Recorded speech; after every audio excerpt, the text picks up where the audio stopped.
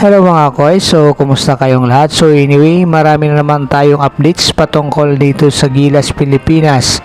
So una nga dito ay ang pag-angat sa FIBA World Ranking ng Gilas Pilipinas sa katatapos lang na FIBA World Cup. At ang Barangay Ginebra San Miguel ay tuluyan na ngang umatras sa East Asia Super League. At ito nga ay pinahayag mismo ni Coach Tim Con.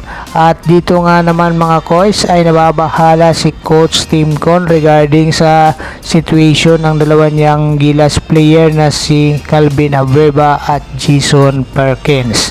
Pero kung bago ka pa lang sa aking munting YouTube channel, baka pwede mo naman i-like and subscribe.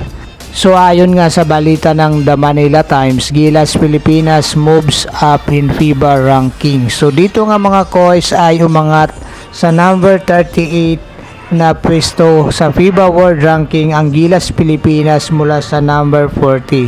So big thanks sa panalo natin sa China sa classification round kung saan ay tinambakan nga ang China ng 21 points.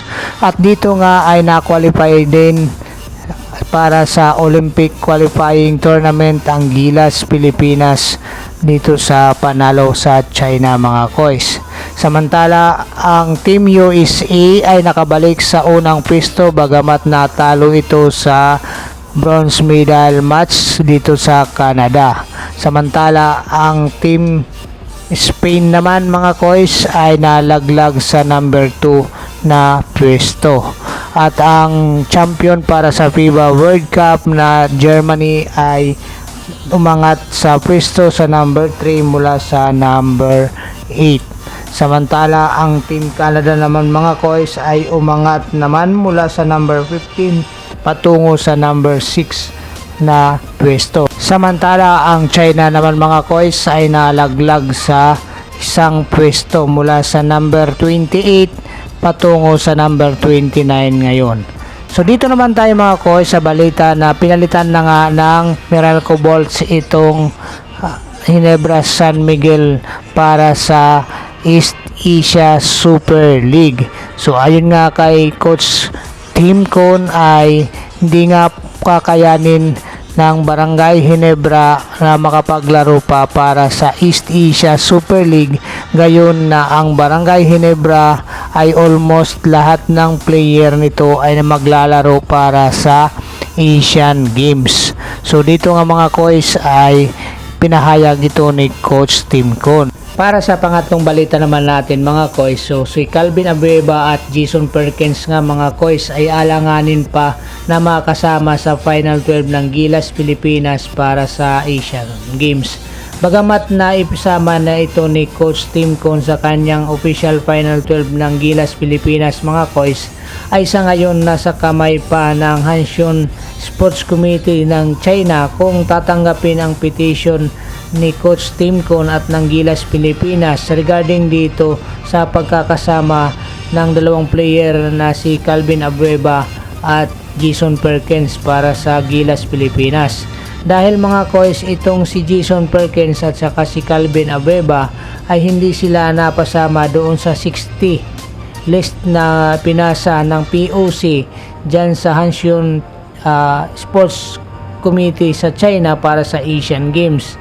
So ito kasing dalawang player na ito mga koys ay personal choice ni Coach Tim Con. So alam ni Coach Tim Con kung paano gagamitin at paano makakatulong ang dalawang player na ito. Kaya nga ito isinama niya dyan sa Gilas Pilipinas para sa paparating na Asian Games. So ngayon mga koys ay nababahala si Coach Tim Con. So paano nga ba kung hindi tatanggapin ang petition nila dyan regarding dito sa inclusion kay Calvin Abueva at Jason Perkins para sa Gilas Pilipinas? So malaking problema ito mga koys kung hindi maaprubahan ang petition ng Gilas Pilipinas at saka ni Coach Tim Con dahil malapit na nga ang Asian Games. So ang Gilas Pilipinas nga ay lalaban na para sa Asian Games sa September 26. So wala nang time mga koys para mag-adjust pa si Coach Tim Con at sa Gilas Pilipinas kung sakasakaling ang hindi aprubahan ang petition nila na mapasama itong dalawang forward ng Gilas Pilipinas bilang kahalili nga ito doon sa na-injury na si Jimmy Malonzo at saka si Brandon Ganuelas Roser.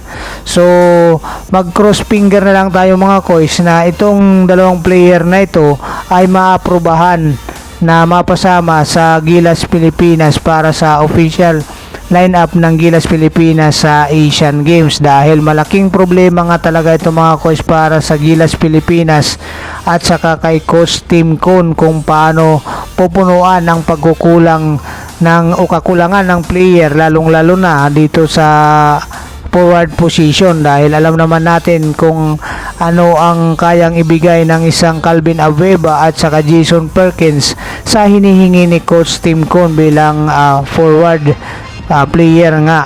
So dito nga mga koys, sana nga lang tanggapin ang petition na ito at aprubahan para itong si Calvin Abueva at saka si Jason Perkins ay official na nga mapasama sa Final 12 ng Gilas Pilipinas, dahil yung pang number 13 mga koys ay hindi naman forward position ang nilalaruin ni Stanley Pringle kung sakasakali. So si Stanley Pringle mga koys ay more on guard or shooting guard ang lalaruin nito. So sana nga lang mga koys ay lumabas na agad at maaprubahan na ng Hansio Sports Committee itong petition ng Gilas Pilipinas at saka ni Coach Tim Cone sa madaling panahon, para alam ng Gilas Pilipinas at saka ni Coach Tim Cone kung paano na sila mag-a-adjust o paano nila itutuloy ang ginagawa nilang training sa ngayon, dahil nga papalapit na itong Asian Games. So nandito na naman tayo mga koys, naghahabol na naman ang Gilas Pilipinas sa paparating na torneo na ito. So maraming salamat mga koys, hanggang sa muli. Kung bago ka pa lang sa aking munting YouTube channel, baka pwede mo namang i-likes and subscribe. God bless you all, bye bye.